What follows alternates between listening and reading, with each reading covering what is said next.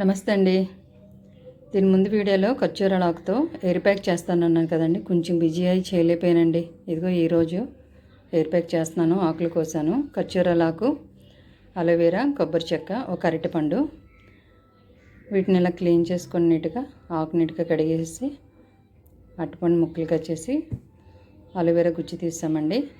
దీని ఇప్పుడు గ్రైండ్ చేసేద్దాం ఒక్కొక్కటిగా వేసి. జుట్టు పట్టు కుచ్చులా ఉంటుందండి. ఈ ఎయిర్ ప్యాక్ వేసుకుంటే చాలా బాగుంటుంది. రఫ్ హెయిర్ వాళ్ళకైతే బాగా యూజ్ అవుతుంది. ఇది వారానికి ఒకసారి వేసుకోండి, సరిపోతుంది. చూడు, గ్రైండ్ చేసిన తర్వాత ఇలా ఉంటుందండి. ఇందులో వాటర్ యాడ్ చేయకండి.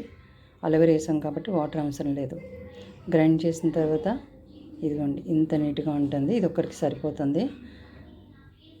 దీని టెక్స్చర్ ఇలా ఉంటుందండి గ్రైండ్ చేస్తే. ఇప్పుడు చక్కగా దీన్ని హెయిర్కి పెట్టేద్దాం. ఒకవేళ మా ఇంట్లో ఖర్జూరాల మొక్క లేదు, ఆకు లేదు అనుకుంటే అదే అవసరం లేదండి.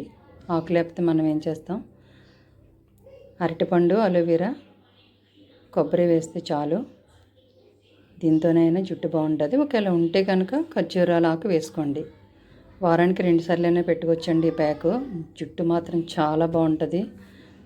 ఇది చూడండి, ఇలా తీసి హెయిర్ని ఇలా ముడిలా వేయండి. స్టిప్ కానీ గట్టిగా దీన్ని ఇలా ముడి వేసేస్తే ఒక్కొక్క లేరు తీసి ఈ ముడికి యాడ్ చేసేయండి, సరిపోతుంది.